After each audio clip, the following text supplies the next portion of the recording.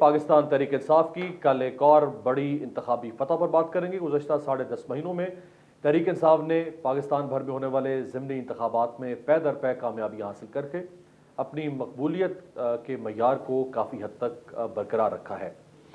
NA 193 میں راجن پور ضمنی انتخاب، جہاں تحریک انصاف کے محسن لغاری نے میدان مارا، PTI کے محسن لغاری نے کل 90,392 ووٹ حاصل کیے اور پہلے نمبر پر رہے۔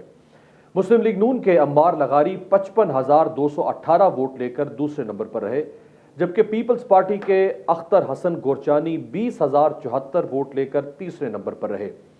اس کے علاوہ تحریک لبیک پاکستان کے محمود احمد 3,961 ووٹ لے کر چوتھے نمبر پر رہے۔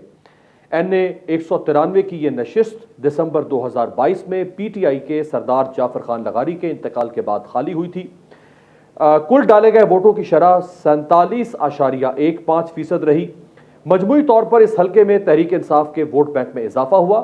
دلچسپ بات یہ ہے کہ گزشتہ 2018 کے عام انتخابات میں NA 193 کی نشست پر تحریک انصاف نے 81,358 ووٹ یعنی 46.95% ووٹ حاصل کیے تھے، جبکہ اس بار فروری 2023 کے ضمنی الیکشن میں PTI امیدوار نے 50.56% ووٹ حاصل کیے۔ 2018 کے الیکشن میں ڈالے گئے کل ووٹوں کی تعداد 1,72,852 تھی، جبکہ اس بار ضمنی الیکشن میں 1,73,966 ووٹ ڈالے گئے، جو جنرل الیکشن سے بھی زیادہ ہیں۔ جنرل الیکشن 2018 میں مسلم لیگ نون نے اس نشست پر اپنا امیدوار کھڑا نہیں کیا تھا۔ پیپلز پارٹی کی امیدوار نے 2018 کے الیکشن میں اس حلقے سے 27,183 ووٹ حاصل کیے تھے۔